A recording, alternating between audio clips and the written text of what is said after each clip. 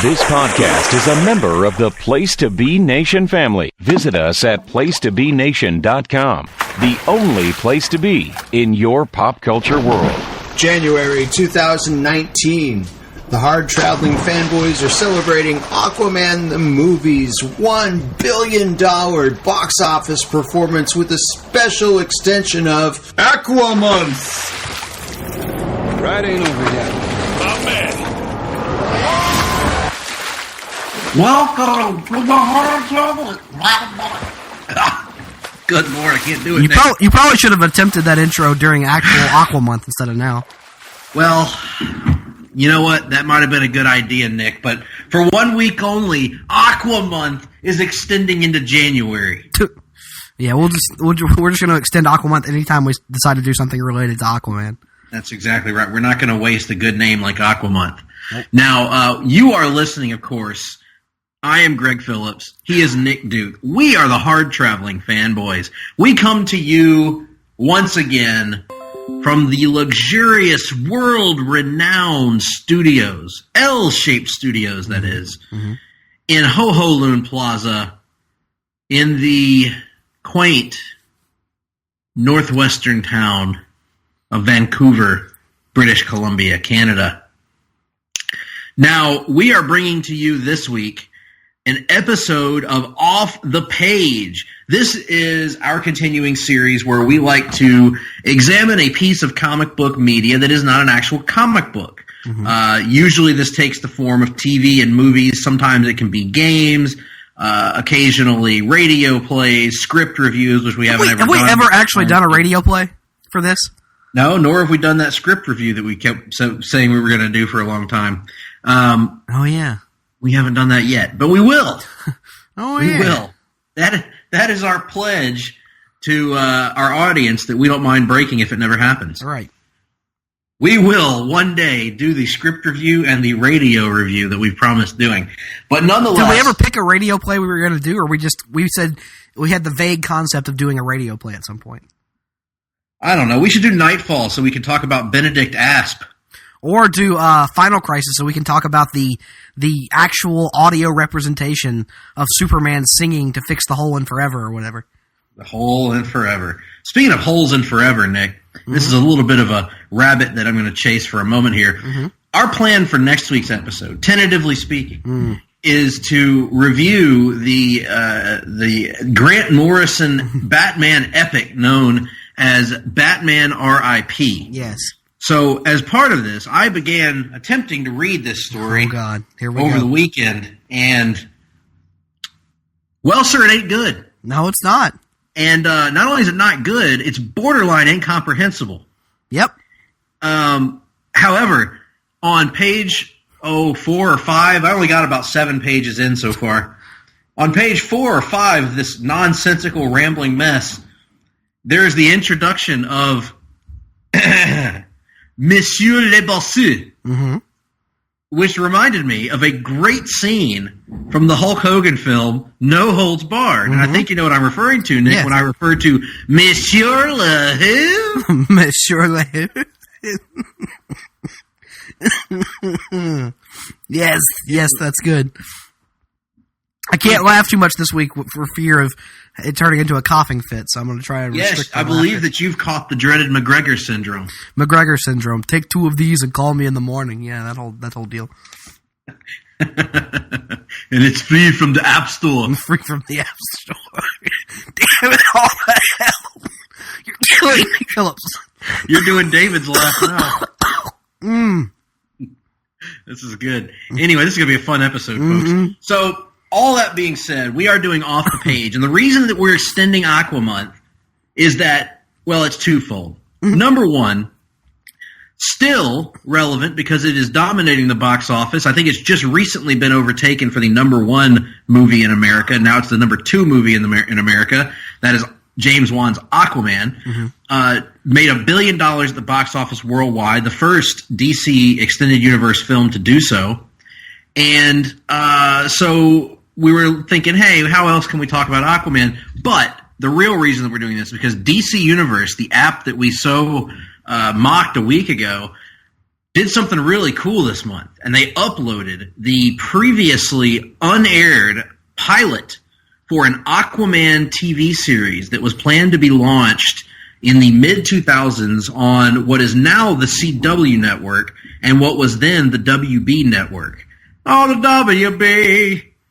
And,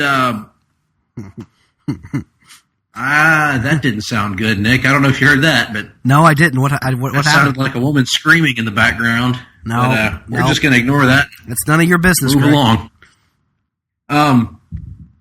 So the... real men, Greg, would just let that abuse continue. The WB television network had a pilot for an Aquaman TV series that was going to run sort of parallel with Smallville. This was in the middle of Smallville's 10-year run. And unfortunately, the show never got off the ground, but the pilot has now been seen a lot because they put it on DVD releases of Smallville, and now it is available everywhere on the WB, or not the WB app, the DC app. It was created by Al Gow and Miles Millar, and I don't know if I pronounced either of their names right, the creators of Smallville, and it was recorded it was supposed to debut in 2006, fall of 2006, never quite happened, but we decided, with this out there, we've got to review this. Nick and I, for some reason, are really into the idea of reviewing all of these, like, sort of unaired pilot episodes or failed comic book series from over the years. There's so many of them out there. So many have yet to see the light of day as well. We're still looking, Nick, for a good version of that infamous 1997 JLA pilot to review. But we have gotten the NBC Wonder Woman pilot. David E. Kelly, I believe, was the writer of that. And we reviewed that on this show, which starred one Adrian Palicki, which will tie into our episode tonight. But in this case, we're going to turn back the clock to 2006, and we are going to review what was supposed to be the launch of a brand new series, Aquaman. So what you can do right now is, if you have the DC Universe app, or if you have that DVD of whatever season it is of Smallville that they included this on, you can pull that up right now. We'll give you a chance to pause the podcast, get that going. We are going to pull it up, and in fact, now that I say that, I need to pull it up on my screen and get it paused. And for some reason, my app closed out on my TV here. So I'm going to buy time for a moment, Nick. And while we do that, had you ever seen this episode before? No, I was not. I was not a Smallville fan, so I never intended to seek this out. Really, it just kind of is one of the things I heard about, and I assumed I wouldn't like, so I didn't watch it at the time. Yeah, I heard about this when it was happening, because I was a big Smallville fan, and I remember hearing that this was, in the works, but I'd never seen it until preparation for this episode began. So with that being said, folks, we are going to hit play in 3, 2, 1, play. Right now we start with a shot of the ocean and a narrator talking over some shots of undersea creatures kind of swimming around. These are actual marine creatures. And it appears that this is the mother of our titular character, our breastular character, Aquaman. So this would be Atlanta, actually. So there's the first question I have, because I have lots of questions about this that you might be able to answer, seeing as how you probably followed this closer than I did at the time. I always thought the rumored title of this was actually Mercy Reef, to kind of, tie into Smallville a little bit with naming it after a place rather than the character himself. Yeah, that was a working title for this. It was, originally going to be called. It sort of went under a lot of different working titles, and Mercy Reef was one of them that it was kind of known by in development. But eventually, they settled on. They settled on Aquaman, and it was kind of a Tempest Keys was another one. Basically, it went between Tempest Keys and Mercy Reef, which were working titles to go along with the motif of Smallville, which of course was named after the city. But eventually, when it got dropped on iTunes after it was known that it was not going to be picked up as a series, that's when it got known as Aquaman. So at the time that it was being worked on, it was called in many circles Mercy Reef. But, sort of after the time had passed, they were like, what the hell, let's just call it Aquaman. I don't believe it probably would have been called Aquaman if it had actually gone to series. They probably would have called it either Mercy Reef or Tempest Keys or something like that. Mm-hmm. So that's the answer to that. But this version of Atlanta at first appears to just be a normal pilot, and her husband is Tom Curry. In this case, he's a military man, and he's played by Lou Diamond Phillips, who's a pretty famous actor, I would say, and been in a lot of stuff over the years.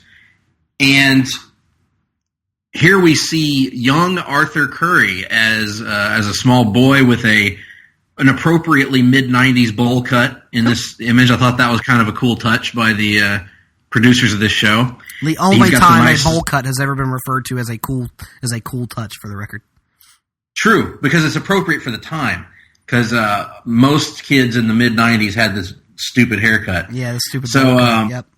Yeah, so Lou Diamond Phillips is upset now because his wife's plane is crashing. He doesn't know what's going on. Mm-hmm. She crashes in the ocean, and that's when we really get a glimpse of this mysterious necklace around her neck that has begun to glow, as this entire plot of this pilot episode revolves around the Bermuda Triangle. What is going on with the Bermuda Triangle? And this plane crashes there. She leaves the necklace with Arthur, and somehow he's able to survive underwater. He doesn't know what's going on. He's scared.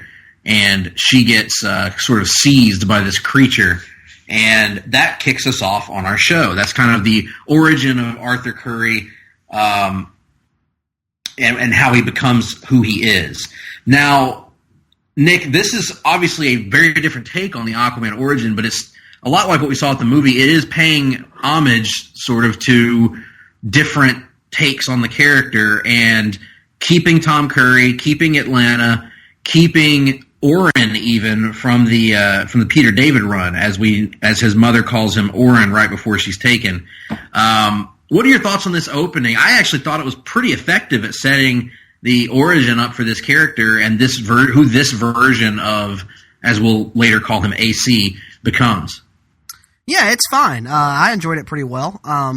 As with anything of this era, you're going to kind of have to quibble with some of the special effects at times, with the light coming out of the ocean, or some of the shots of the plane, which looks CGI'd as well. But visual quibbles aside, it's fairly engaging and catches your attention right away. Yeah, and he's even saved by a whale here, which is another really good touch. And for its time, I think this looks really good. Actually, most of it. There are some of the boat scenes later on look really fake, but overall, I was actually impressed with the visuals of this for a pilot in 2006 for a non-major network channel. So I don't know. I think they got up to a good start here, and sort of setting a template for something that was going to end up surprising me, because I'm like you, Nick. I expected to dislike this. I expected it to be cheesy and not good. Well, yeah, because at times it is cheesy, but because it didn't get picked up. We all assume that if it didn't get picked up, it must have been bad. It must not have been any. It must not have been any good. It must have been below the level of shows like the Beverly Hills 90210 reboot, or the Melrose Place reboot, or the Dynasty reboot. Mm-hmm. And I have to say, even right here, we get our first look at a grown-up AC played by who would become a pretty famous name, Justin Hartley. This was sort of his first big exposure in a lot of ways, and he was actually so beloved by the producers of this episode that they wanted him to come on to Smallville. Well, unfortunately, they had already cast an Aquaman on Smallville, so they got Justin Hartley to come on and play Oliver Queen, a.k.a. the Green Arrow. That's where fans really grew to know and love Justin Hartley. Now he is one of the stars of NBC's This Is Us, which is one of the most successful dramas on TV right now. So pretty good career arc for Justin Hartley starts right here. And here he is playing, I think, a version of Arthur Curry that, although he's never called Arthur Curry in this, he's just called AC. But he is a version that I think is pretty recognizable. He's kind of not really found a direction in life. He goes around, he tries to rescue marine life when he feels they're being abused. He's kind of bumming around the marina, trying to run this business with his friend. But he's sort of a slacker. He's not putting his all into his life. He's not putting his all into academics. He's just kind of, so to speak, floating by. Did you find this to be a pretty understandable version of Arthur compared to what we've seen in the comics and what we've seen in other media? Yeah, I mean, we haven't really spent a whole lot of time in modern day comics anyway with Aquaman before he becomes Aquaman. The runs that you and I are most familiar with, predominantly the Jeff Johns run, the Dan Annette stuff. It's not really, origins don't really feature into it a whole lot. So for me, this pre-Aquaman version of Arthur Curry is kind of a blank slate. Like, I don't really have an attachment to any particular version. So this works for me as well as anything. I also liked Lou Diamond Phillips in the Tom Curry role, although it's interesting that they introduce a lighthouse keeper in this but it's not him. Later on, but it's not Tom Curry. It's someone else. And Tom Curry is kind of a military man that's... what is his job exactly? He's in the Coast Guard. Air traffic controller? No, he's in the Coast Guard, that's right. Yeah. Because that's how he meets Atlanta, they say, eventually. Which is kind of an interesting twist. Again, it's another little change that I kind of like, kind of fits for the vibe of this show. And, he's established...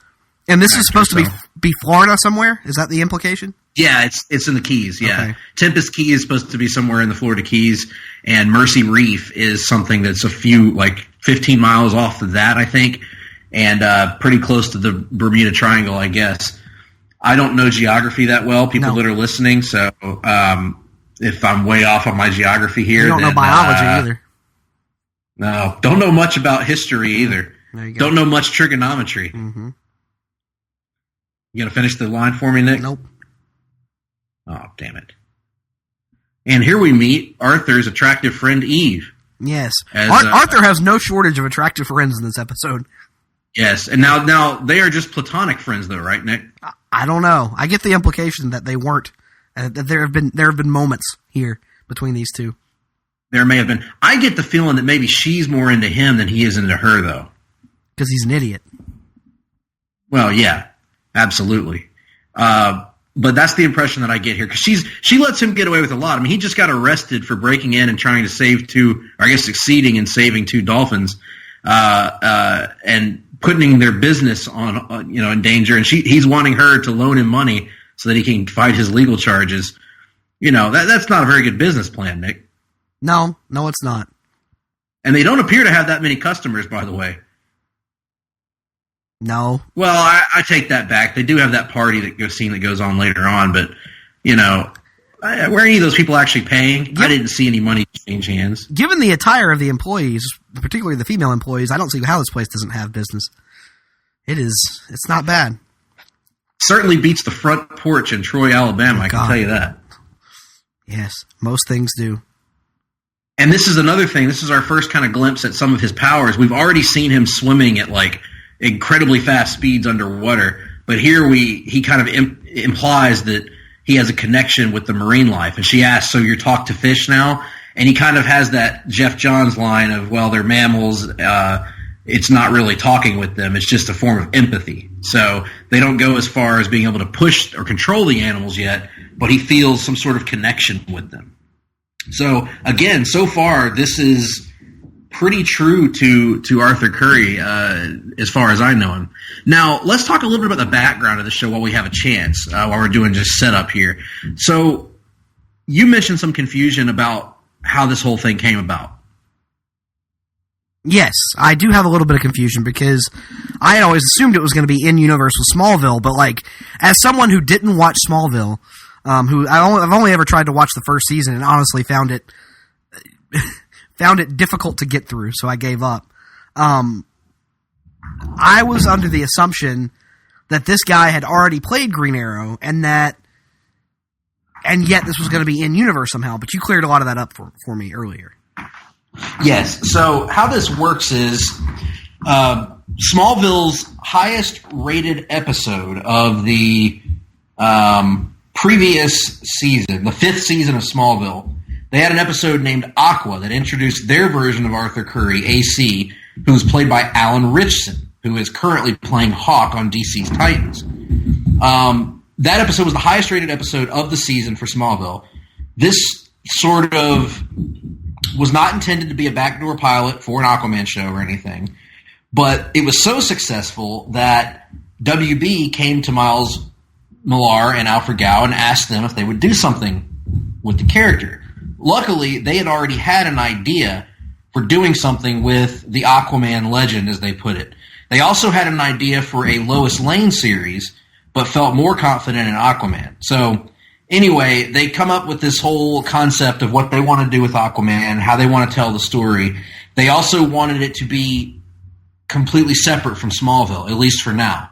From what I've read in interviews that they did at the time, they said that they would be open to the idea of a crossover at some point, but at this point they wanted to make it separate, make it its own thing, and make it a little bit different tonally and structurally from Smallville. And so that's kind of what they went about doing here. And so the first thing they did was they knew they didn't want Alan Ritchson to play this version of Aquaman. So they went out and they found Justin Hartley. So from there, they wanted to build it up, and they wanted it to have sort of almost an X-Files kind of vibe to it a little bit on the side, which we'll talk about a little bit later on this episode, but also have maybe a little bit more of a mature vibe than Smallville, which was focusing a lot on the teen angst at the time. So that's kind of what we're getting here, and this is more of a focus on the mystery or the action-adventure aspect than what you might expect from the WB or now the CW from their original series. And that led to what we have. They took a chance on it. They went through the long process of casting, the long process of figuring out a name, which never really got settled completely.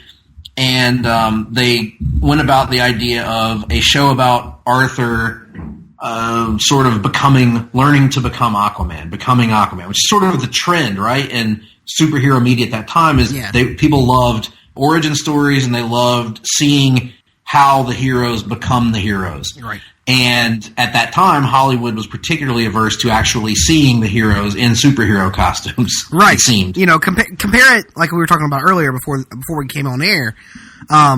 This kind of was created in an era where there was, like you said, this bizarre aversion to heroes in costumes. Think of X-Men with the black leather instead of the comic book accurate costumes. Think of Smallville, where notoriously he doesn't actually appear in the Superman suit until the last episode of the series or something like that. Yeah, is that accurate? That's correct. And see, we knew coming into this there was no way you were actually going to see him in any kind of comic book accurate Aquaman suit.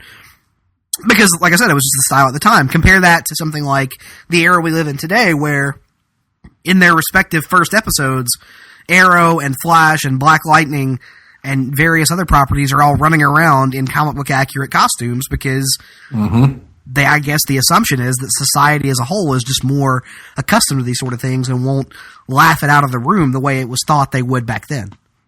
Right, exactly. The emphasis back then was on make it as close to reality as possible, even if it's fantastical.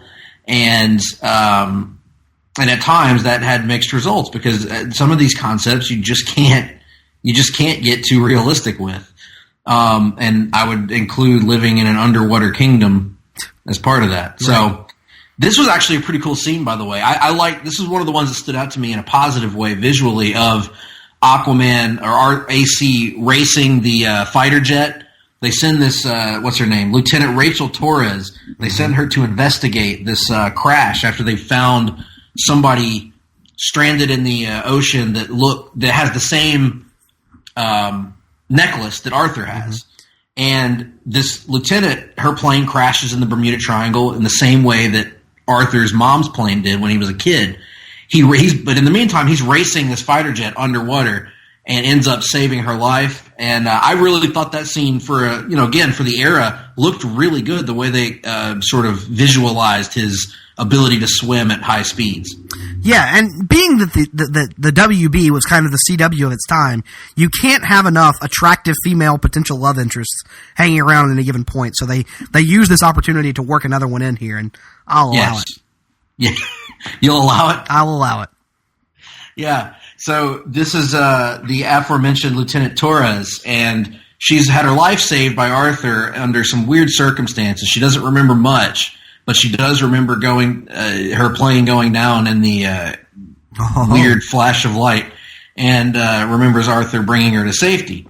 So that's sort of setting up this other side plot that we're about to see introduced here.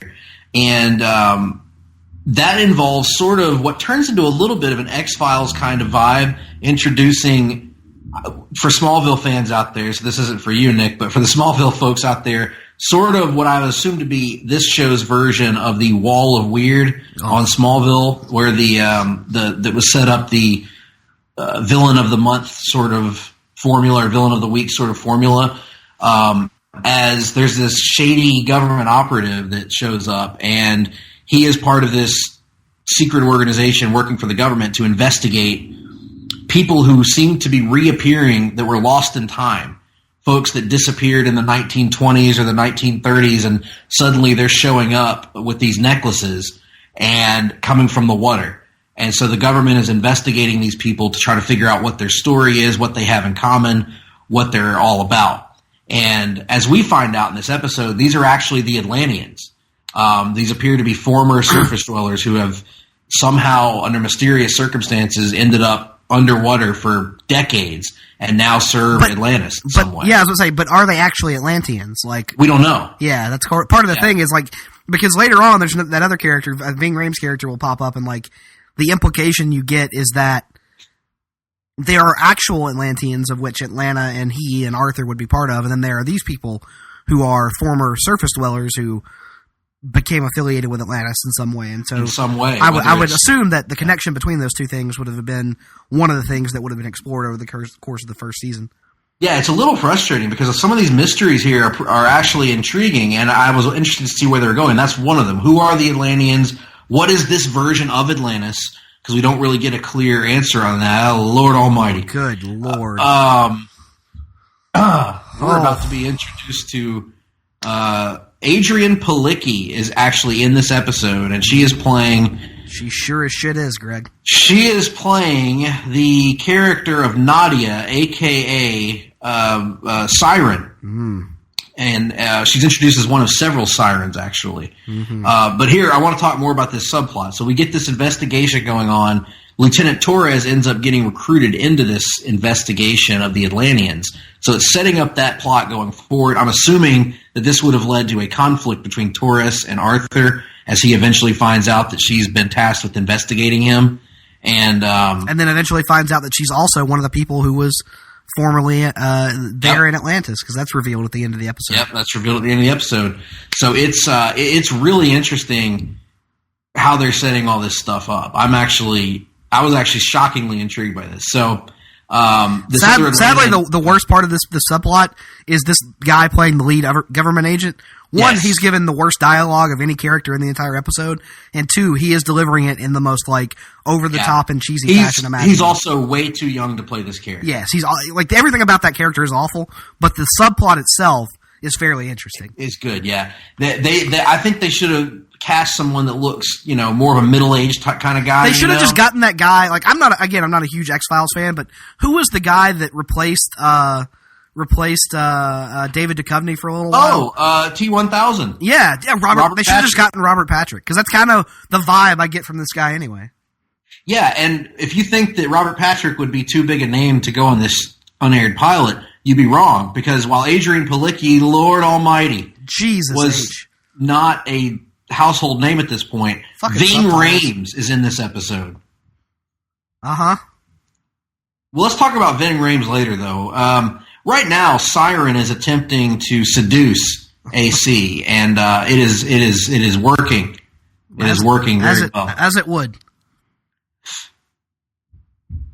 Speaking of wood,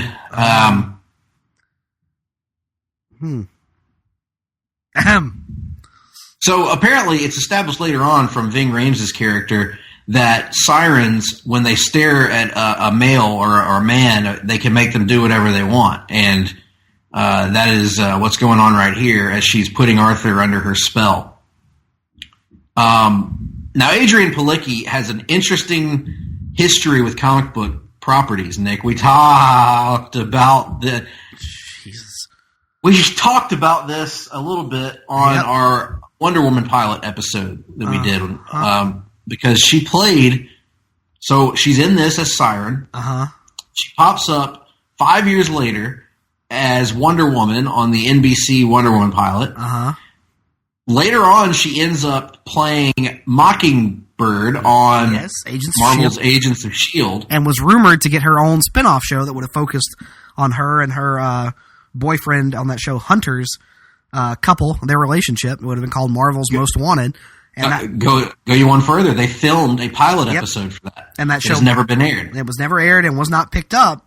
And so they were going to bring her back on Agents of S.H.I.E.L.D., but then she signed a deal to do the Orville over on Fox, and that precluded her from being able to come back to Agents of S.H.I.E.L.D. So she has the unique distinction, through no fault of her own, by the way. She's awesome. Yes. She has the distinction of having been in 3 pilots for comic book series that never got picked up.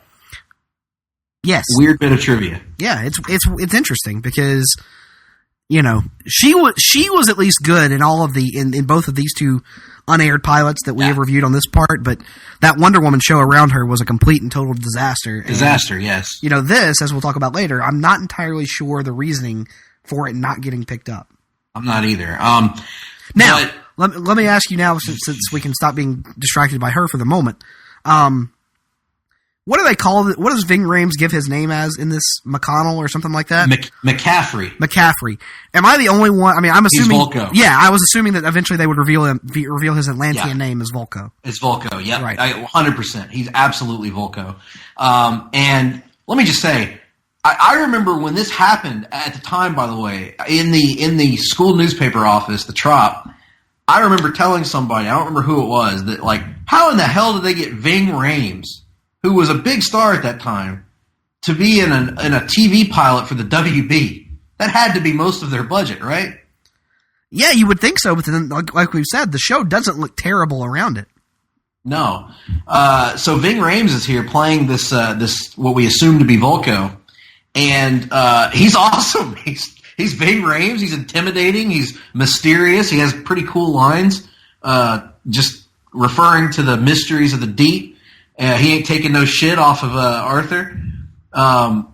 It's I gotta be honest, man. Ving Rhames as Volko works for me. What I love about him is that he drinks water out of a flask. Yes. He came to the bar earlier and got a shot of rum, so you would think, hey, he's drinking a flask. It's probably got rum in it. Nope. Later on, they reveal it's just water. He just drinks water out of a flask. Yeah, well, one of the other good lines in this is as he's telling AC about his history in Atlantis, AC says, yeah, you've been drinking too much. It's pickled your brain, which is a pretty good line. Mm-hmm. Pickled your brain. Anyway, Nick, have you ever thought that your brain was being pickled? No, lots of times. Lots of times. Of course, Ving Rhames isn't very happy about his Atlantean story being mocked by AC. That's not... You know, he's not happy about that. So it's setting up also the story of AC's father. And the interesting thing here is Volko explains that his dad was a man of peace. And we know that in other versions of this origin, assuming that his father be revealed to be Atlan, he was not necessarily a man of peace. So maybe that's going to be revealed later on. Maybe Volko would eventually turn on Arthur. Who knows? But... pretty good stuff here with Ving Rhames playing his role. One of the things that this pilot episode did well that other pilot episodes don't do well all the time is set up the supporting cast and set up the main players moving forward. I thought it did a pretty good job of that. There's a couple of clunky things in there. I thought that as much as I was talking about how interesting that subplot was, I thought that at times I felt it kind of took away a little bit from getting to know Arthur and getting to know his story. But nonetheless, they do a good job of setting up the table for who these players are. And especially as we get closer to the end of the episode, setting up the intrigue of what this version of Atlantis is going to look like and what Arthur's training is going to look like. Because even Arthur is shocked in the end when he's ready to, quote, begin using tridents and stuff, and instead he's told to read Shakespeare, and told that that's part of his training. So I was curious to see where they were going to go with that as well. One other thing I find interesting here is that we see him throughout the episode in either a light green t-shirt or a light orange t-shirt, and either green swim trunks or orange swim trunks. So they kind of have him like nods to the classic Aquaman costume without going the full Monty, so to speak. Very true. Although there was that one scene with he and Siren underwater where they were going the full Monty. Oh, God. So this is like the one person in his life that he's told about his powers and stuff, I get the impression. Yeah. Although I have to say, this is another thing that didn't quite sit right with me. She accepts his story far too easily, in my opinion. Well, I would assume that she's probably she's the like we said, the one person that he's told, shown his powers to, so she knows he can breathe underwater and swim at rapid speed. So she's probably already had to overcome some disbelief, suspend some disbelief as it relates to him. True. Throughout their history together. That's true. That's fair. And she is showing him a level of support to which he seems to be oblivious on some level. But nonetheless, they're getting ready. They're bracing for a storm to come in. And unfortunately, the storm does not bode well for young Eve. No, it does not. So, again, one of the things that we talked about with the Wonder Woman pilot that bothered us so much was that they took a character in Wonder Woman that is so well defined, and they pretty well stripped away every aspect that defines her character in favor of putting her in a generic, TV series, basically. And I think that was my fear going into this. I feared that this was going to be the same thing. It was going to be, quote, a CW show or WB show in this case, and would not do service to the Aquaman character. But I thought they did a pretty good job through the constraints of that time period of not falling into the same trap that the David Kelly show did 5 years later, inexplicably. You get the impression here that if there's an element of the character that isn't portrayed in this episode, it's because it's something they're building to. Yeah. Whereas the Wonder Woman pilot felt so completely divorced from any interpretation of the character we had known before that it didn't really feel like they could ever build to anything, because it just felt like it's wholly own original creation with only really the costume and the name in common. Yeah, and as good as the lead performance was, and as charming as she was, it's just too hard to get you can't turn Wonder Woman into Ally McBeal. And that's what it was seemingly doing. Now, we do have this sort of like dual subplot of information that the audience has that the main character doesn't have. So AC is completely unaware of this government investigation, completely unaware of what Torres is doing here, completely unaware really of everything going on in Atlantis except what has been told to him by McCaffrey, which we're going to call Volko from here on out. And Siren's going to come back and attack him one last time and really have a pretty shocking moment where she stabs Eve right through the stomach with her claws. And I thought for sure it killed her, but it looked like at the end of the episode that Eve somehow survived that and is in a coma. Yeah, she's in the hospital awaiting treatment or some such shit.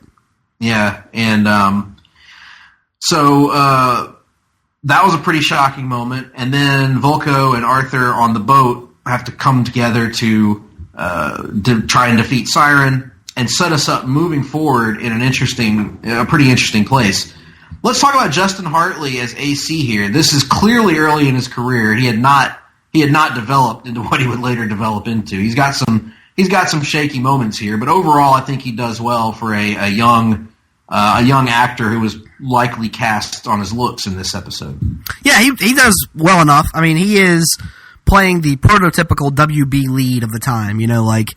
Looks probably mean a bit more than acting ability, let's be honest, and he looks the part, and as far as acting goes, it isn't terrible. Nothing in this episode blows you away, but it's not completely wooden. Yeah, he's not he's not completely left in the dust when he's around the good actors that are playing the supporting roles. But, he's clearly had a lot of room to grow. Luckily, he would grow over the course of his time on Smallville and carve out a nice role for himself. But I have to say, I really wish he would have gotten a chance to play Arthur some more, because he does look like that prototypical Aquaman, and it would have been nice to see him get a chance to grow into that role over time. I still am a little confused about why this didn't look up. I'm trying to look up some information on it right now to figure out why it didn't get picked up. Well, the manager Todd Weber intimated that it might have had to do with the WB CW, or excuse me, UPN merger at the time. Yes, I'm reading that right now, and it says the pilot was considered to have a good chance of being picked up with good reviews across the board, but ultimately the CW, as it was then known, passed on the show. Discussing the excitement around the project, Lou Diamond Phillips said, "There's so much buzz about it already, which is amazing. You don't usually get that with a pilot." Says there were reports of 2 WB pilots in contention for the new CW network, one being Aquaman, which was the frontrunner. However, when the CW announced its initial fall lineup, Aquaman did not make the list. It was considered a mid-season contender. Gow and Miller were so passionate about the pilot that they wanted it released in some form so the fans could see it. Let's see here. It says, Gow said in an interview later, the implication when a network doesn't pick up a show is that the pilot sucks, and that's not the case. It's not a perfect pilot by any stretch of the imagination. We know that. There are other reasons, which are a mystery to us, as why the CW didn't pick it up. Apparently, it just floated around. I've read some theories online that the budget was considered too high. That the network thought it would cost too much money to make it look decent moving forward. But still, when you think about some of the shows that got picked up, even by the CW, and I was going to say, what was the first CW lineup? I don't even know. I don't know. Let's find out. CW. I have a feeling we're going through similar experiences right now, by the way. Greg. What do you mean? I heard your phone buzzing a moment ago. Yes. Was it friend of the show, Jeremy Reynolds? It was friend of the show, Jeremy Reynolds. Yep. Yes, which will explain why when he hears this podcast, he'll understand why we didn't answer and That's why exactly right. and why you're going to call him back after we finish recording this episode. That's exactly right. You know me so well, Nicholas. I do know you well. 2006-07 network broadcasting schedule. I can't believe that this actually exists on Wikipedia as an entry. Wow. But it does. Okay. Let's go down to the WB. No, the CW. We want the CW. CW. The CW's very first broadcast lineup. Yep. All right. Here are the returning series. Seventh Heaven. Okay, that makes sense. I don't like the show, but I understand why it would come back. All of Us. I don't even know what that is. Let's click on All of Us and see what that is. An American sitcom that premiered on the now-defunct UPN network in September 2003. It starred nobody I've heard of. All right, moving on. Produced by Jada Pinkett Smith and Will Smith. Oh, okay, that makes sense then. America's Next Top Model. Okay. Beauty and the Geek. I vaguely remember that. Oh, God. A reality show. Mm-hmm. Everybody Hates Chris. That makes sense. Okay. That was very successful and good. Gilmore Girls. Okay. Girlfriends. I don't know what that is. One Tree Hill. Oh, yeah. Yep. Reba. No, of course. Supernatural. God. The show that will never die. Smallville. Yes. Veronica Mars. Of course. So that's a pretty good lineup. That's the entire lineup? No, and there's one more. WWE SmackDown. No, of course. And then new series introduced. Here are the new series. Okay, here we go. This is where we're getting into it right now. The new series introduced. Let's see if you remember, if you recognize any of these. The Game. The Game. Was that a predominantly black series? Yes. Apparently it was a comedy series about football. It is sometimes re-aired on BET and MTV, I think. How long did it run? It ran. have no idea. My God Almighty! It ran for 9 seasons There you go. on but it moved to BET in 2009. There you go. Yep. There it is. Yep. Okay, all right. Number 2, Hidden Palms, No, I don't know what that is. an American teen drama television series that ran from May 30 to July 4, 2007. Apparently it was a spring show for the WB. Pussycat Dolls present The Search for the Next Doll. Oh, God. Okay. This ran only 1 season. And finally, Runaway, a drama series that ran from September 25th to October 15th. So there's your candidate. Runaway probably should have not happened in favor of Absolutely. Aquaman or Mercy Reef or whatever. But, hindsight being hindsight. Hindsight being whatever it is. It still just baffles me that it didn't get picked up because it's a good series. It probably would have found an audience when you consider how popular Smallville was at the time. I think there's building blocks here for a really good series, and it's kind of a shame that we never got to see it to fruition. Yeah, I agree.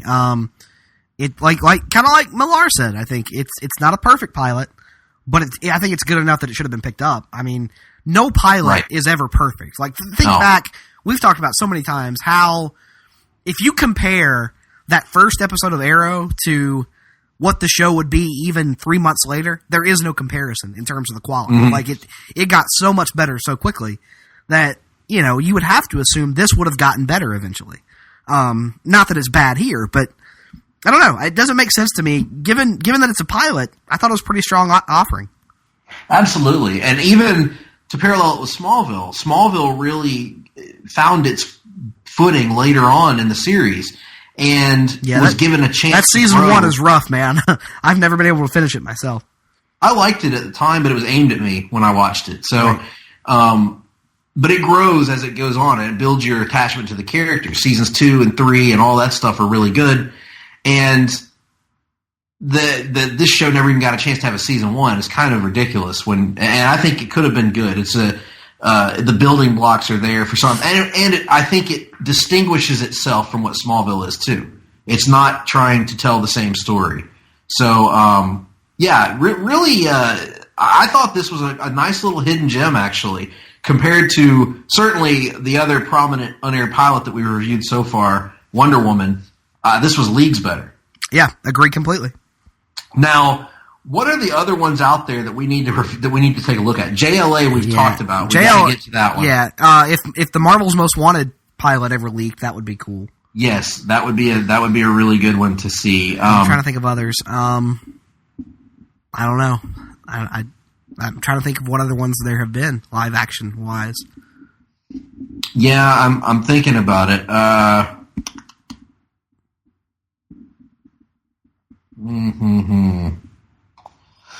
I don't know. Do you guys have any ideas out there of ones that we may have, forgotten about here? The Wonder Woman one is on the DC Universe one too, apparently, right? Who's Afraid of Diana Prince?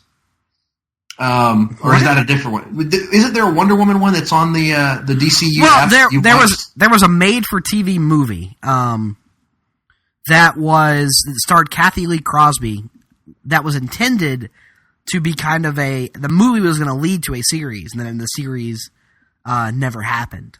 So we got to hit that one up for sure. Oh, we are. That's on the schedule down the road.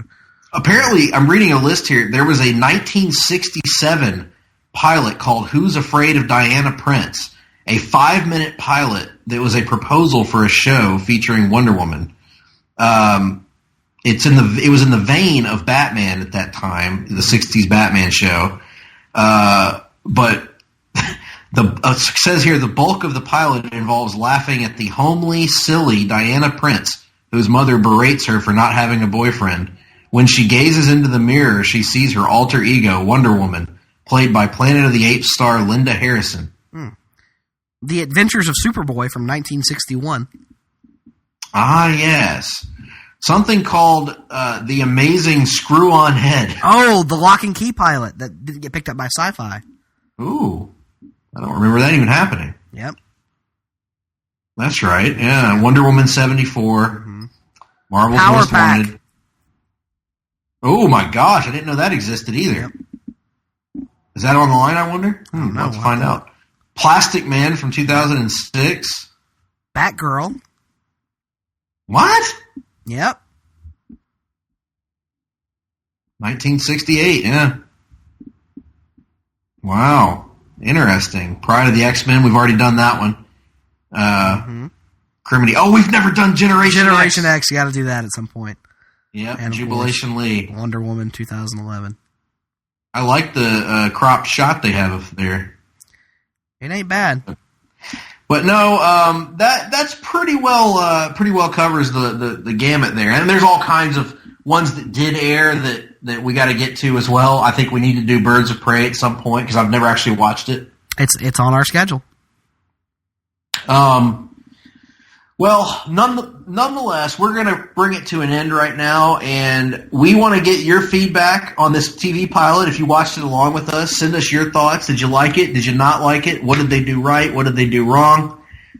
Tweet us at gphillips8652, at nickduke87. If you have anything negative to say about us, you can tweet it to at jrsbbq. You can find us on the Place to Be Nation Comics Facebook page. Join up with us and join the discussion there. You can also tweet us at PTBN Comics, or you can send emails to the loneliest email addresses on the internet, Greg P. at placetobenation.com, Nick D. at placetobenation.com. We're going to take a break right now, and when we come back on the other side, we're going to have reading and watching. We're going to have the rundown. Well, we might have a reading and watching. We'll see. Promotional consideration paid for by the following.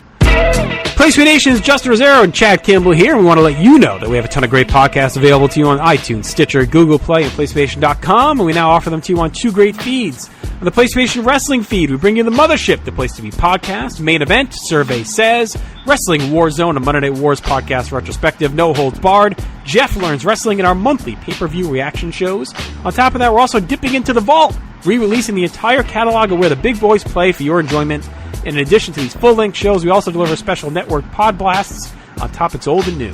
The Place to Be Nation Pop feed is loaded with great content, offering such tremendous shows covering the land of pop culture, such as Geek and Sassy, Talkin' Pop, the Glenn Butler Podcast Hour Spectacular, Sunday Groove, PTB in Play, Freak Out Drive-In, Songs with Friends, Looking Forward, Looking Back, and Lucha Undead, as well as a veritable podcast heaven for comics fans with the Hard-Traveling Fanboys, Sellers Points, Conversation Comics, DC Post-Crisis Management, Marvel Age, and Marvel Age Masterclass, plus weekly pod blasts that cover the gamut of comic topics. The feed is also filled with insightful sports content, including the NBA team, This Week in the NFL, and more. And you can find all these current shows, plus archives of our past podcasts, including The Kevin Kelly Show, as well by subscribing to both feeds on iTunes. And while there, be sure to rate and leave feedback as well.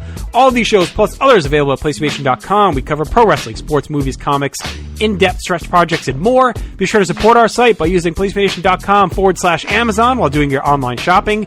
And download our free PTB Vintage Vault Refresh ebooks via the links on our site. We also want to thank our friends at Boneheads Wing Bar, ProWrestlingOnly.com, and TheHistoryOfWrestling.com. Be sure to follow us on Facebook, Twitter, Instagram, and Tumblr as well. PlayStation.com, the only place to be in your pop culture world. Welcome back, Place to Be Nation listeners, to the Hard-Traveling Fanboys. Emphasis on traveling. So, semi-traveling.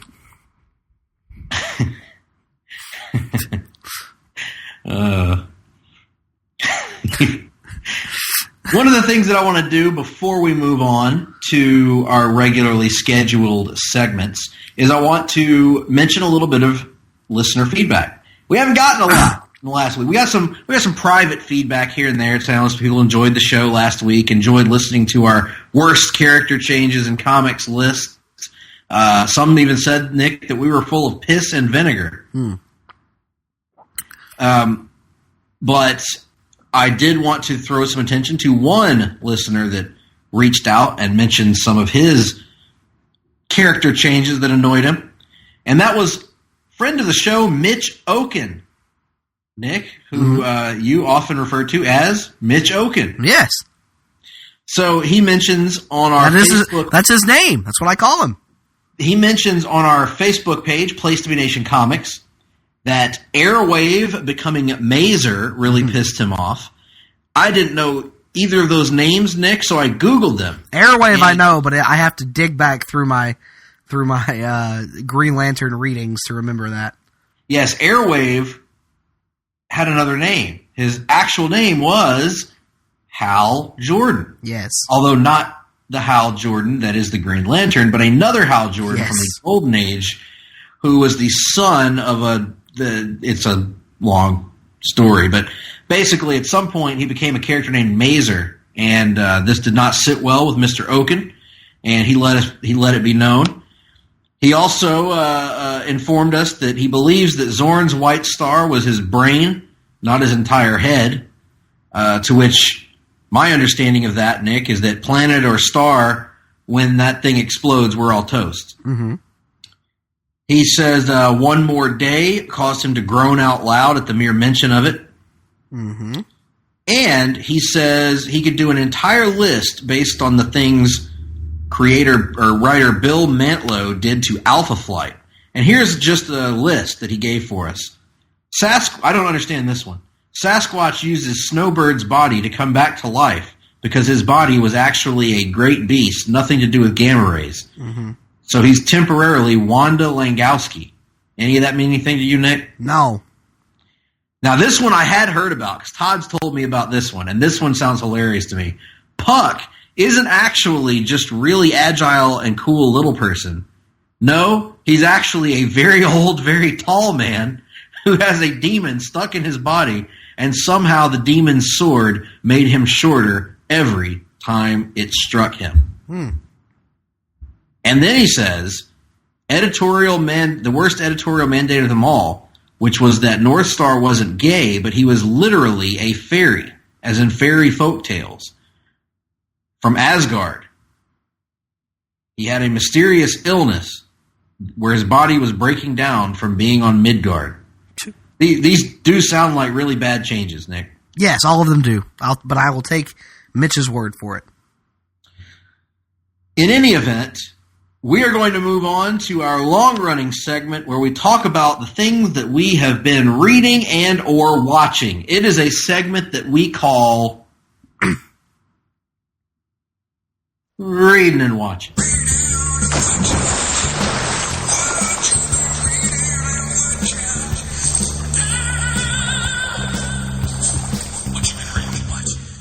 Nick, you been reading anything?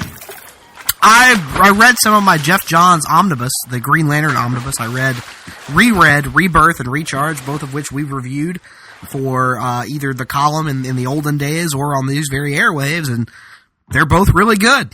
So there's that. And then I've also changed over time, huh? Nope, nothing's changed there. Still very good. And then I watched a few more episodes of season 2 of Young Justice, which also continues to be good. That also hasn't changed over time, so that's all I got. Excellent. I myself have not read anything outside of this terrible RIP that you're making. Seven pages. 7 pages. Right, and it's already felt like I've read 100. Mm-hmm. That's because you just don't get it, Greg. We're just not smart enough to get what he's going for with it. Now, what I have done, Nick, is I have completed watching Titans. I finished it off, so we can talk about Titans. Yes. I thought the series was good. I liked it a lot. As I've mentioned on this show before, that did not change. Mm-hmm. I did agree that I thought it sputtered a little bit in the 2 episodes preceding the finale. Mm-hmm. I loved the finale, Nick. That may be where we diverged the most. I loved the finale. I thought the finale was okay. I think leaving the first season of the show in that place is a really bad move. I agree with that, too. I think it can be both things. I think it can be an excellent episode and not a good finale. Yes. And and I think it falls into that category. So let's get into this a little bit, because those last 3 episodes, I'll be honest with you, I can't remember the third from last episode was the second Hawk and Dove episode, right? Mm-hmm. I know. Correct. I can't remember if it was that or if it was the next to last episode. I don't remember. I don't remember the order of things. There's a way that we can figure this out, and that is by buying time and pretending like we're having a natural conversation while I pull up Wikipedia to get the episode list. So, Nick, how about that weather? Weather is certainly a thing that exists. It is. Well, the weather outside is weather, I understand. No, Hank and Dawn was the second to last episode. Or excuse me, the third from the last episode. That's what I meant. Yeah. Episode 9, Hank and Dawn. I thought that was pretty good overall. Jeff Johns wrote the episode. I thought it was. I actually thought I really got into the story of Hank and Don, his brother. I'm trying to distinguish that from Dawn, so I said it really weird. I don't know what that was about, but nonetheless, Hank and Don are interesting characters in this regard.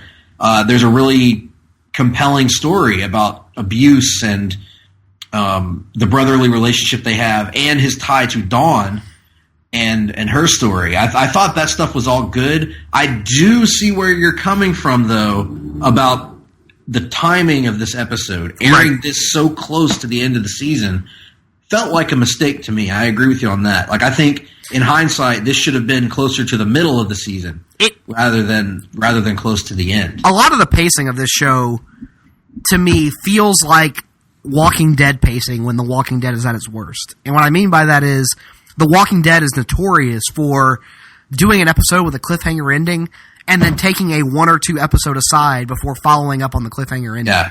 And that is, to me, that's manipulative of your audience. Now, for a streaming service, it's not as bad, I don't think. But then again, they release these episodes weekly rather than all at once. So maybe it is a bit more.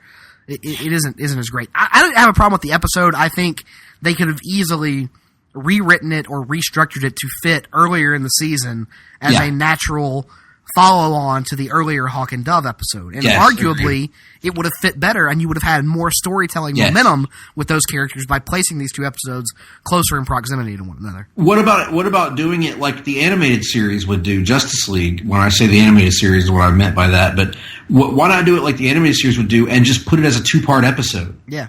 About Hawk and Dove and air the back-to-back. I agree, because I thought the episode itself was good. The only minor complaint I had about the episode was, and I love Jeff Johns to death, he's my favorite writer in all of comics by a wide margin, I thought they went a little too heavy with the F-bombs in this. Mm-hmm. Primarily the scene, because it became unrealistic to me, like a bad Kevin Smith movie. There's a scene where they're getting kicked out of the college, right? Mm-hmm. And his younger brother, Don, the supposedly more peaceful one, delivers the line. I'm trying to remember if I can remember exactly what he says. He says, he goes, "Kick us the fuck out." And I rolled my eyes and laughed. David can attest to that. We both laughed at that line. But it was a good episode overall. I liked the episode. The child actors were good. The adult actors were good. It was a good episode. But again, misplaced. And I totally got what you're saying about the pacing. All right. Now, the Coriander episode, which was sort of dedicated to Starfire and finally explaining that she's an alien, didn't really like this episode, to be honest with you. We did get more. The stuff with Rachel and Gar was good, as has been the case all season. Everything involving Rachel has been good. And I hate to say this at this point, Nick, but so far, almost everything involving Corey has been uninteresting to me on the episode, on the show. And this was better. This was a step in the right direction in terms of showing that she's an alien and giving us a few answers.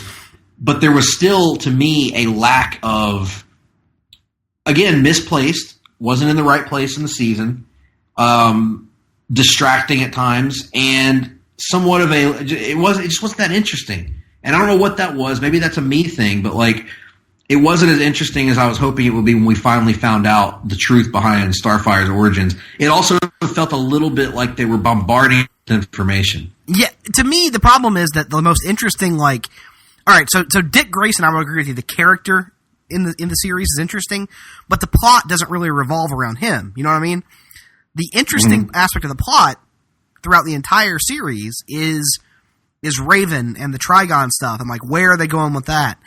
And every time they take one of these 1 or 2 episode diversions away from that, to me it derails the storytelling momentum a little bit. And this feels like another example of that, where we are getting some really great stuff with Raven in this episode, and every time they do an aside for a Coriander origin that isn't even really a Coriander origin. They only reveal, really, she's an alien, she comes from Tamaran, but we don't really see anything about who she was before this. The only thing she knows about herself is where she comes from. She doesn't really know anything else about the person she was prior to this. So it just feels frustrating for them to continue to take asides from the main point of the plot, which continues in the season finale. Yeah, and I didn't have as big a problem with it all as you did. It didn't take me out of the show. I still enjoyed the show, but I agree that the pacing, and it's funny and it's ironic coming from me in particular, who has criticized the Netflix Marvel shows for sometimes padding themselves out too much. Mm-hmm. But I will say in this case on Titans, it felt like Titans could have used 3 or 4 more episodes to tell its story. Well, if this was the way they were going to go. Somebody actually, I don't remember who I read. It was somebody that's involved with the production gave a quote that said their original season finale, they actually cut it and pushed it to be the season premiere of season 2. Oh, wow. And I think that was a bad move. I agree. I totally agree. Yeah, because 11 is a weird number anyway.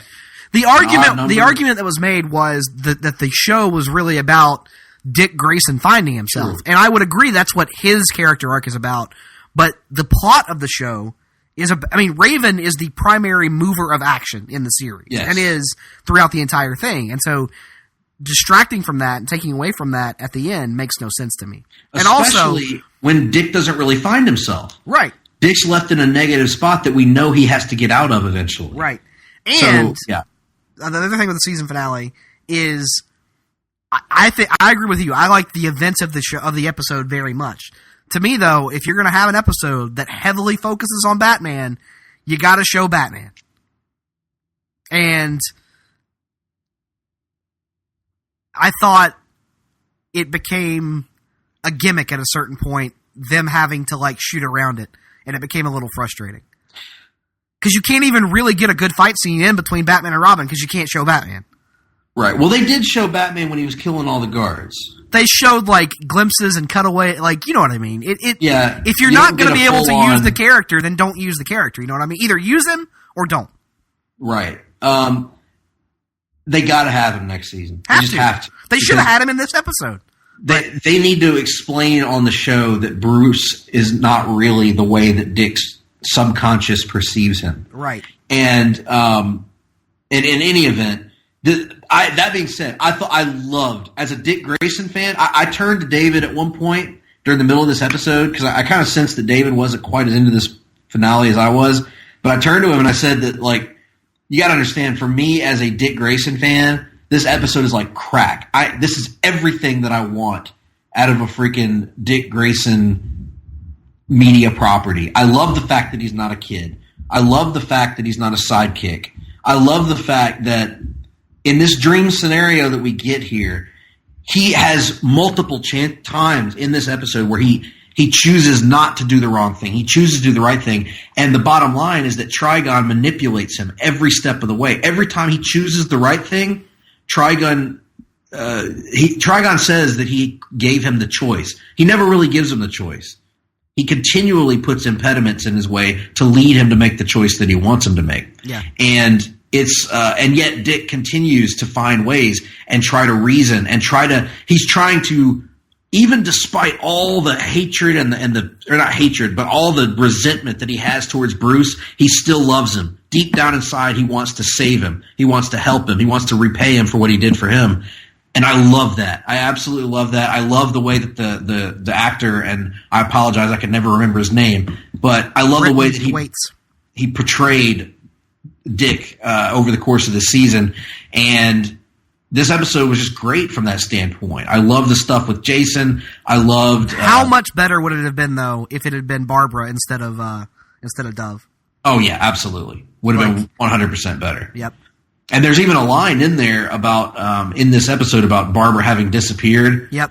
And that got me intrigued as well. But again, this is a Titans show, and I'm worried that all of these morsels are being thrown out there that are not really going to get played off, because you have to at some point serve the team and not just Nightwing or Robin as your main character. Right. Because I gotta be honest, man, as much as I love this series and I've really enjoyed this season to this point, I kind of now wish that I was just getting a Nightwing show out of it, because I understand why that can't be, and I've liked the other cast members as well. But you gotta understand, Nick, I've been so ready for Dick Grayson stuff for so long, and I've never really gotten it. It wasn't him being Batman's sidekick. Honestly, I would be fine if it was nothing but Nightwing and Raven at this point. I don't think Beast Boy or Starfire are really adding anything to the proceedings. I have enjoyed Beast Boy. I've enjoyed his relationship with Raven to this point. I thought he did a good job too the last few episodes of portraying the conflict in Gar about what he did to that the scientist that was torturing him. You know, he eats him at some point, and that weighs on him heavily and has scarred him in a lot of ways. So I enjoy his character. The only one that really still hasn't connected with me is Starfire, and I'm hoping that she'll connect next season, maybe when they explore some of her cosmic origins, and I'm assuming that they will get into that next year. But overall, I really enjoyed it. I'm looking forward to season 2. I do agree with you that the pacing did feel off as the season got towards the end. I'm hoping that's something they can correct moving forward, assuming that the DC app is still a thing this time next year. And that's the other frustrating part is they end the series like, or the season like this, and we have no idea really when season 2 is actually coming. Yeah, they've not really announced that, have they? It's not like a Walking Dead situation where you end on a cliffhanger and we know that like 8 months later we'll be there waiting on the follow up. We don't know when this is coming, and that makes it even more frustrating. Yeah, we know that in just a few short weeks I'll be able to tell Nick all about the Whisperers. Yep. And find out what their deal is. But no, not on this. We don't know. But nonetheless, that's in the past now, and I'm looking forward to seeing what they do moving forward. Let's turn now to our weekly look at the news and notes in the world of comics. It's a segment that we call a rundown. Welcome to the rundown, where we talk some comic news. Welcome to the rundown, where we talk about movies too. Nick, welcome to the rundown. Mm-hmm. And kicking us off this week is the release just yesterday, in fact, of the trailer. The first was called a teaser trailer, but it's really a trailer, as far as I can tell, for the upcoming film Spider-Man Far From Home, the sequel to the highly successful, highly revered by you and respected by me and liked by me, Spider-Man Homecoming. This is a movie that we do not explicitly know when it takes place. It takes place after Avengers Endgame. After Endgame, yes. It's been confirmed. Oh, it has? Yes. Oh, I didn't know that. Yes. Well, there you have it. And it sees Peter Parker take a journey away from New York City and to Europe with his skewel mates. And while there, he encounters one Nick Fury. Mm-hmm. And now the story moving forward on this one appears to be that Nick Fury is calling Peter into action over in Europe as we see the emergence of Jake Gyllenhaal's Mysterio, who appears, at least, to be a hero. Mm-hmm. This trailer, I gotta say, was really good, Nick, as many of these Marvel trailers are. this was a really, really good trailer and had me excited, especially for what they're going to do with Mysterio, as my opinion is he is tricking the world into thinking that he is a superhero by creating non-existent supervillains. Yes, Hocus Pocus. Modeled after the Elementals from Spider-Man mythos, Hydro Man, the Molten Man, and perhaps that looked like it might have also been the Sandman. Sandman, yeah, in there as well. So that's all exciting stuff. For me, as an Ultimate Spider-Man fan, getting the big screen introduction of the Nick Fury Peter Parker dynamic is what excites me the most, because that was a notable part of the comic as it went. Excuse me. Throughout its 150 issue run. Other stuff here, it seems like they're trying to... It's hard to base too much on the trailer, but it seems like they're softening that MJ character a little bit from Homecoming, which is a good move, I think, making her a bit more of an actual person and not just a one-note joke, honestly. Although pretty much everything we got in that trailer from her was more of that one-note joke. No, you got that one line, and she kind of backs off of it, a little bit, opening up to show an actual person, which is the thing. Like, she makes a joke at it, like, kind of poking fun at herself is the way I took it. So, I'm still not overly high on that interpretation of the character, don't get me wrong, but it seems like they're trying to evolve that as we go forward. More good Ned stuff, or excuse me, Ganke stuff, because I'm going to call him that no matter what he is. Yeah, I love this trailer from beginning to end. I loved everything about it. I am amazed. Happy Hogan and not Tony Stark, notably, in the trailer making the moves on Aunt May. Well, yeah, because Tony's getting married, or he's married now, remember? Or getting married. Or Tony no longer exists. That's probably, you're probably accurate in that, but he's also, remember, he had reconciled with Pepper in between Homecoming and this. So Pepe. So all that is all that's good. But yeah, love this trailer. Predictably, I am overwhelmingly excited about this franchise and this new film that's coming out in a few months. What I loved in the trailer, all the different Spider-Man suits that we get to see. We saw the noir suit. We see the web wings come out on the suit. We see the red and black suit. Big fan of pretty much seeing all of these almost situational Spider-Man suits, would you say? Loved all that. Loved Mysterio having the fishbowl helmet. Loved it. Loved all the special effects with him. Nick Fury, awesome in this. I love him kind of coming off like a badass again, because it's been a while since we've seen Nick Fury be that intimidating figure. What else did I love in this? Happy and Aunt May. Loved that part. Peter continuing to be great. Tom Holland's great as Peter. Stuff that I did not like in the trailer, the same stuff that I didn't like in Homecoming. I still don't like his high school group. I can't help it. I just, maybe it'll be different in the movie. You have now, you've come out as a hater of kid superheroes. I have, yes. And I also, but it's situational. There's some that I like, but I say that because that's in relation to another discussion we were having that would be difficult to explain. The statement, I believe, was "fuck kid superheroes." Yes, because we get them so much, and we've gotten them so many times over the years, and yes, I know we've gotten adult superheroes a lot too over these. Yes, for the history of time, Smallville was about a kid superhero. Well, not kid; he's a teenager. We've gotten but it also sucked, Greg. So I'm talking about good kid superheroes. It's very good. Spider-Man, teen superhero. We've seen Spider-Man every time they've ever done him. He's been a high schooler when they started out. He was a high school student for all of 15 minutes in the Raimi movies. Don't throw that at me. I don't want to hear that. No, the entire first movie he's in high school. He graduates in the second. He graduates in the first movie. I thought he graduated in the second. No, because they show the scene of Flash and Mary Jane breaking up at graduation, literally like 15 minutes into the movie. Oh, so what is he graduating from in Spider-Man 2? Anything? Nothing. You're thinking of the Amazing Spider-Man 2 when he graduates. That's what I'm thinking of, is Amazing Spider-Man 2. Never mind. Yeah, I got my franchises mixed up.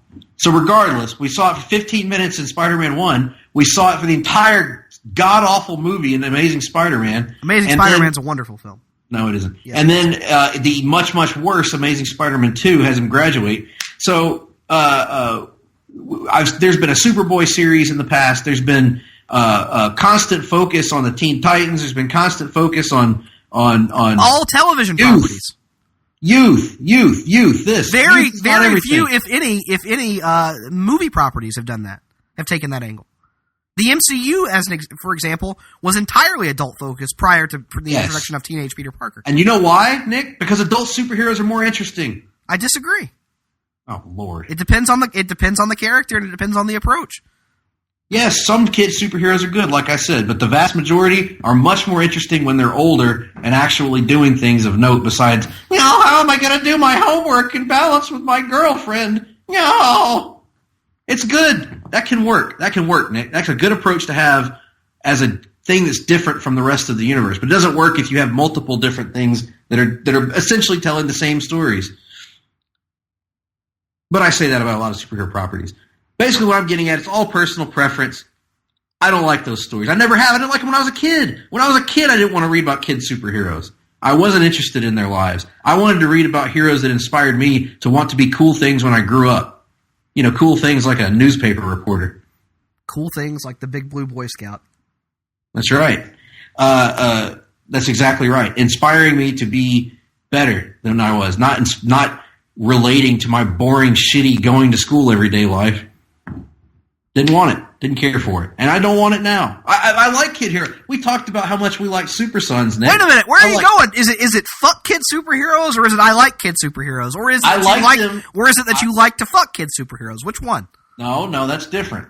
I like kid superheroes when it's appropriate. And I'm fine with you getting your precious teenage Spider-Man. If that's what everybody wants so much, to constantly have teenage Spider-Man, I'm fine with that. You can have teenage Spider-Man. But don't give me teenage X-Men. You're not fine with it because you kind of you throw shade at it whenever you get a chance. I do, but I don't you're not actually fine with it. You're just saying you're fine with it to try and pretend to be a nice guy. Sort of like you do all the time with every project that you don't like. That's fine if you like that. I just won't watch it. Yeah, it just sucks. That's the thing though. You can have your teenage Spider-Man, but don't give me teenage X-Men. Greg, I don't need it. The X-Men literally run a school. What do you want to run it? They're not the kids. Some of them are. They were. That's how the whole thing started. That's how it started. And the much more interesting, much more well-known versions of the X-Men, they're grown-ups. They're done with being kids. Claremont stuff, they're not kids anymore. Kitty Pryde was a kid, and you can have kid characters in the X-Men. But the vast majority of the X-Men, I don't want to see be kids. I want to see them be adults doing interesting adult things. And then have Kitty Pryde be the point of view kid character who's amazed and in a wondrous world of all these cool mutants doing these crazy things while she's trying to learn how to control her powers. That's a fine story to tell. But I don't need stupid Ned and his stupid unfunny jokes all the time. Or look at her, she's the cliche oh God, what's that Judd Nelson character from Breakfast Club playing Mary Jane. I don't need that. You can have that. That's fine. People like it. I just want to see cool, good superheroes, and I think we're going to get that. I like the Spider-Man stuff in the movie and in this next movie. I just don't happen to like the high school stuff. Personal preference, Nicholas. Personal preference. Mm-hmm. And what's wrong with that? I didn't say there's anything wrong with it. Didn't say there's anything wrong with it. You are trying to cast aspersions on my feelings towards youth-oriented superheroes. You cast aspersions towards your own feelings, sir. I am just relaying what you have said to our fine listeners out there. I liked Super Sons. I liked plenty of child superhero books over the years. But again, you'll take every opportunity to remind people that I hate kid actors. But when I bring up kid superheroes, you're like, no. And I've already admitted that I like kid superheroes only in certain situations. Mm-hmm. But I don't want a universe of them. No one is suggesting a universe of them, Greg. Oh, I'm sure you're going to be arguing for Kid Thor soon, too. How about that, huh? No. Although Kid Loki was pretty good when that happened. Kid Loki was good, yes. Yeah. I agree. Kid Loki was fun. Kid Lobo. Lobo's daughter. What's her name? Yeah, I think her name is Lobo's daughter, isn't it? I don't know. They gave her some Crush. I think is her name. Kona Crush. Axe Smash. Yeah, Hole in One Barry Darso. Oh, hey! Speaking of Hole in One Barry Darso, yeah, there may be a new podcast launching soon, revolving around the many characters. You actually agreed to do it. I did agree to do it, but I won't be able to do everything.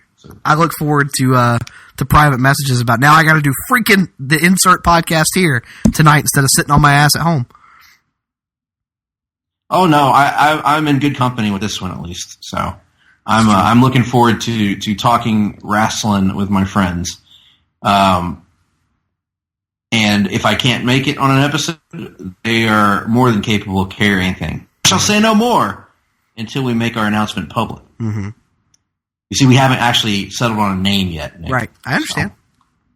So, if you have any ideas, you know where to contact. I have no ideas. Survey Says, I think, is a good one.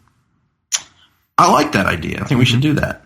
Mm-hmm. But yeah, we got a good crew, I think, lined up for our show, and it should be fun. Let's see. Let's count them. Hold on. So, how about Sloppy Sevenths? I think that's a good one.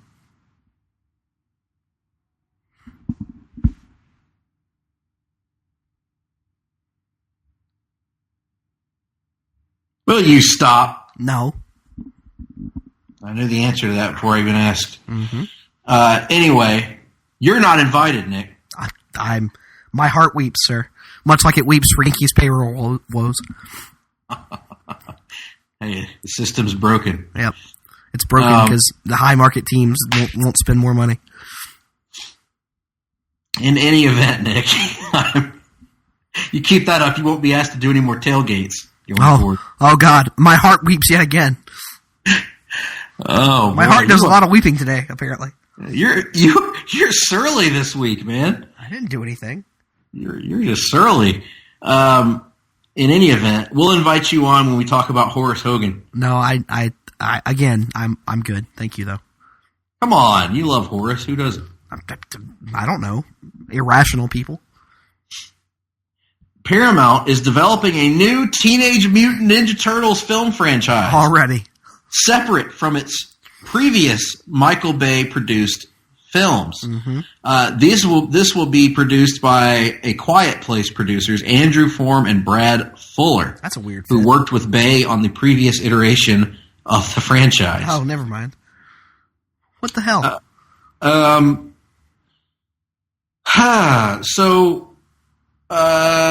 Do we care anymore?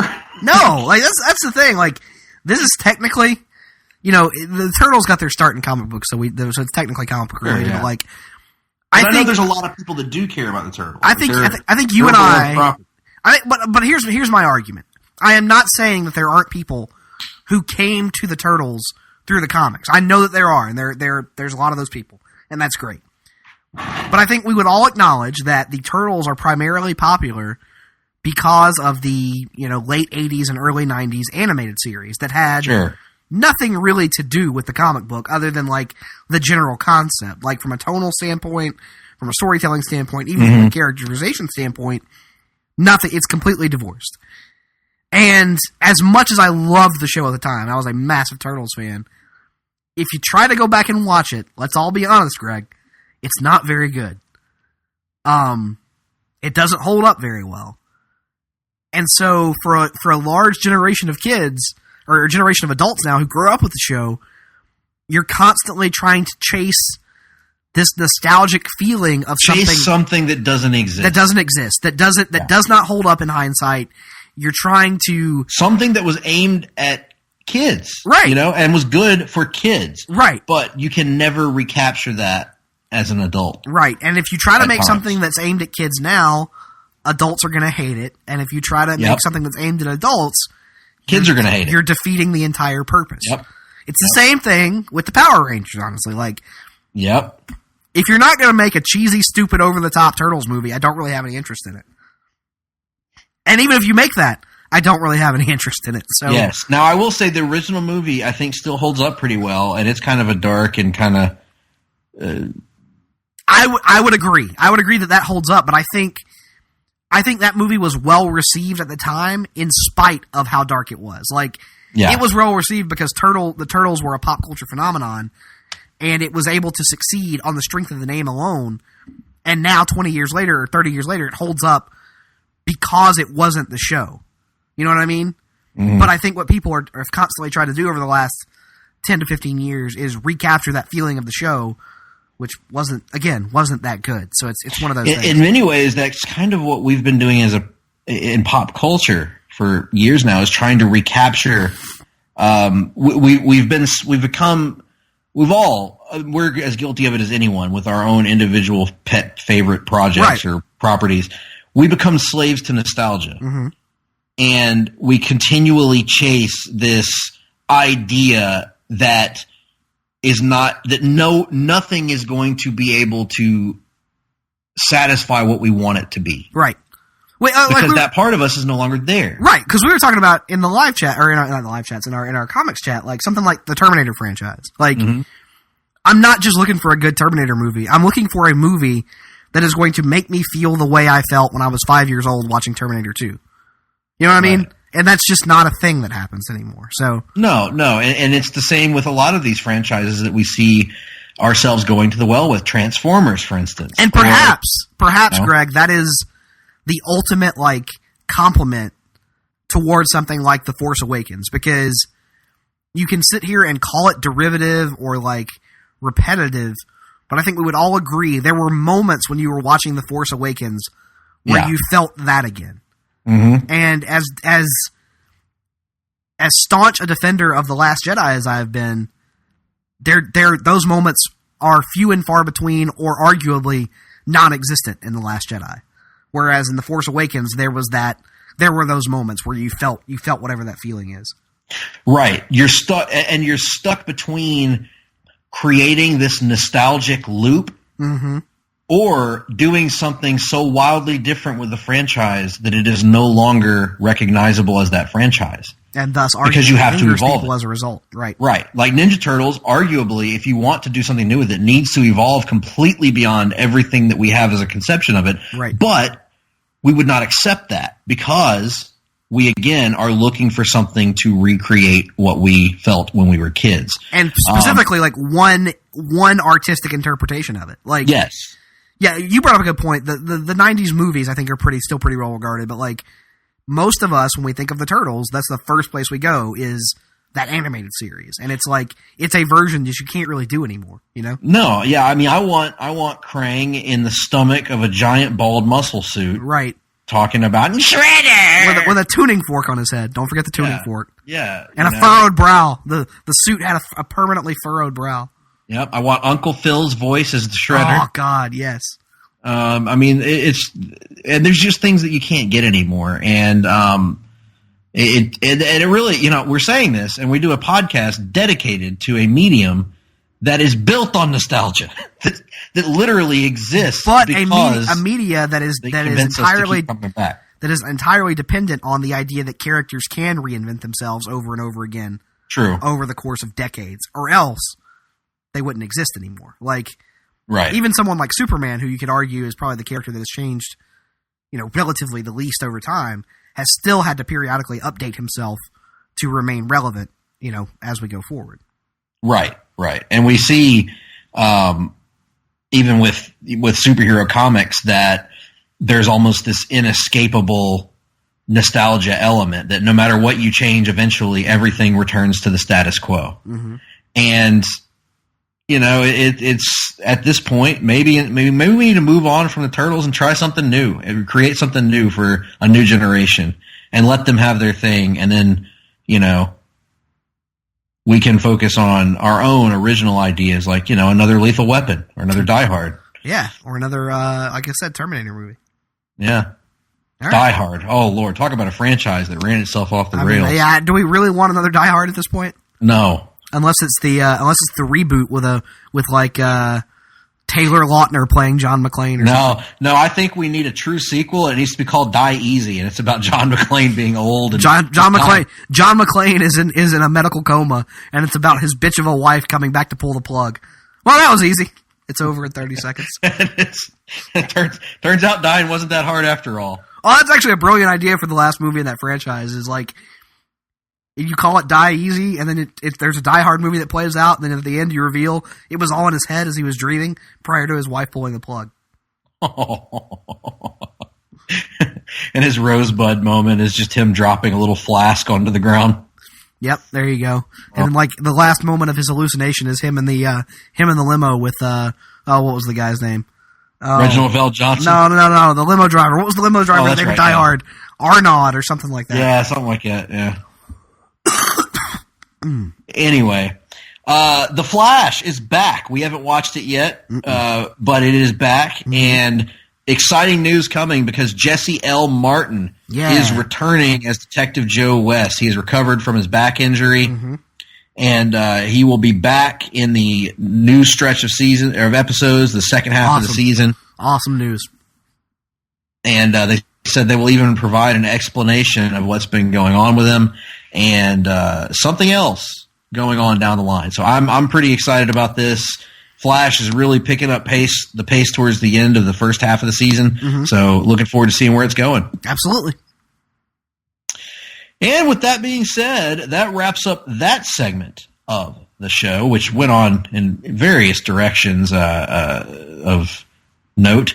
But here we are with our grandfather clock in the studio, and the minute hand has just crossed over. So I'm going to put a minute on the clock here, Nick. It's time for the Wrestling Minute. Good week of wrestling television here from WWE, I thought. Yeah, I didn't catch all of SmackDown. I saw the opening portion of it. I have not seen the Rey Mysterio and Andrade. Now we're just calling him Andrade, by the way.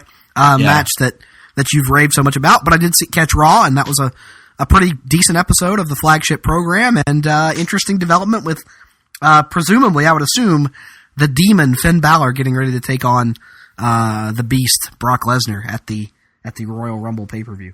Yeah, in front of a bigger Royal Rumble crowd than we're used to. That's going to be a good match. I'm excited about that development. I thought the match was really good for the setup, and especially if he busts out the Demon, that's going to be a compelling match to watch. And apparently, if you believe the rumors, Brock actually requested this match.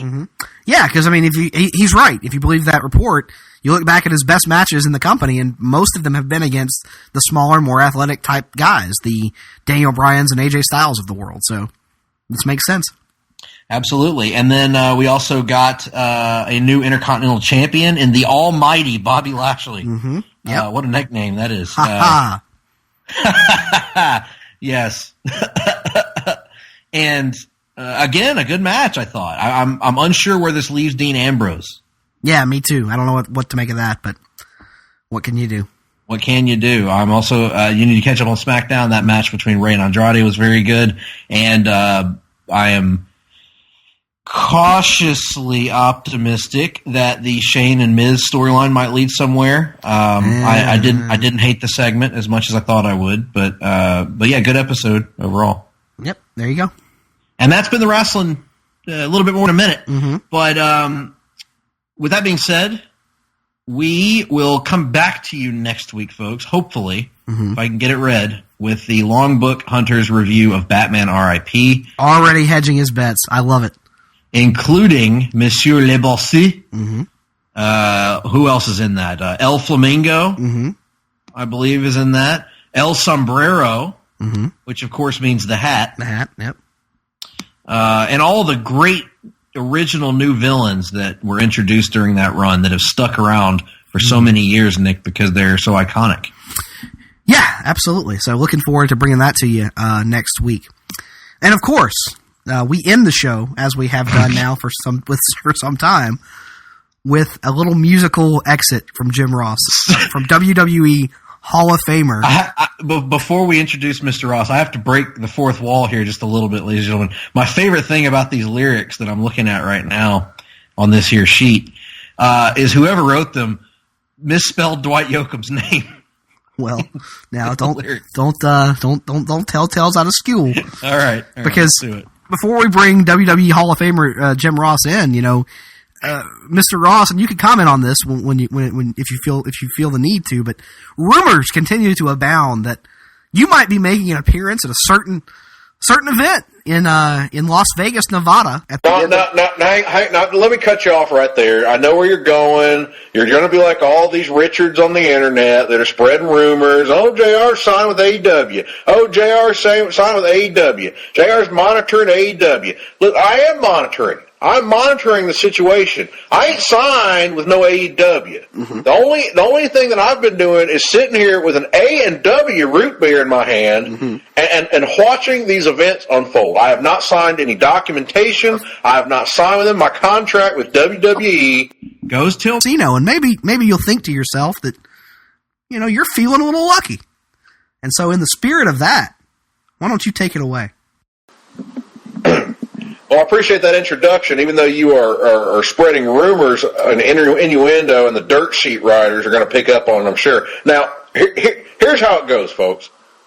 Well, I woke up this morning, stumbled out of my rack.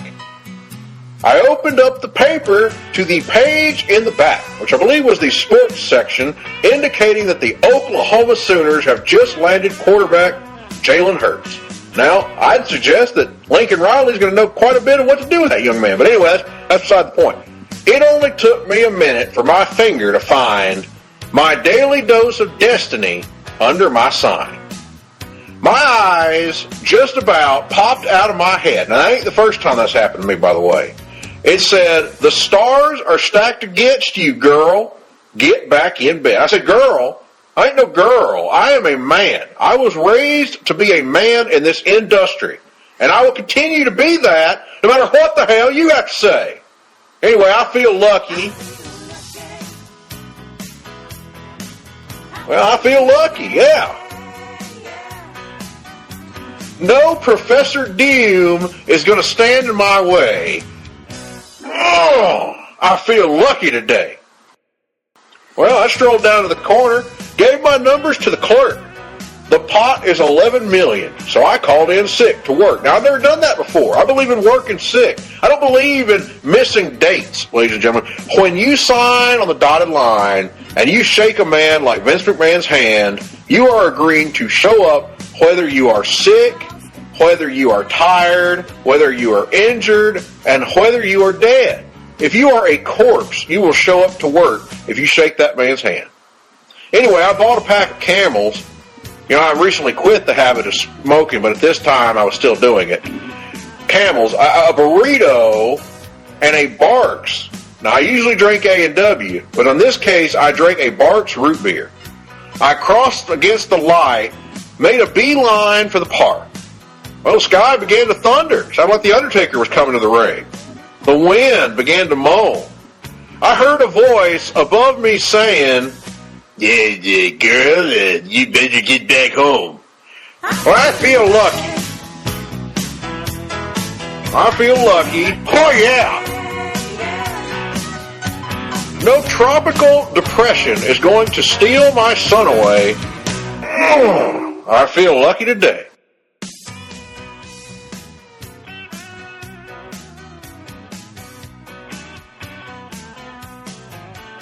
Anyway, 11 million later, I was sitting at the bar. I bought the house a double, then the waitress a new car. Dwight Yoakam's in the corner trying to catch my eye. Lyle Lovett is right beside me with his hand up on my thigh. The moral of the story, folks, it's simple, but it's true. Hey, the stars might lie, but the numbers never do. I feel lucky. I feel lucky. Oh, yeah. Hey, Dwight. Hey, Lyle. Boys, you don't have to fight. Hot dog, I feel lucky tonight. I feel lucky. Think I will flip a coin. I'm a winner either way. Now, wait just a minute here. I am not going to fornicate with Dwight Yoakam, much less Lyle Lovett, for God's sake, or in any kind of combination thereof. I mean, that is I resent that implication of these lyrics. I don't like it. I'm not in favor of it. Now, if it were Danny Hodge, Dr. Death, Stone Cold, Jack Swagger, someone like that, I could see that. Baker Mayfield, certainly. But Dwight Yoakam and Lyle Lovett, my God, give me some credit, for God's sake.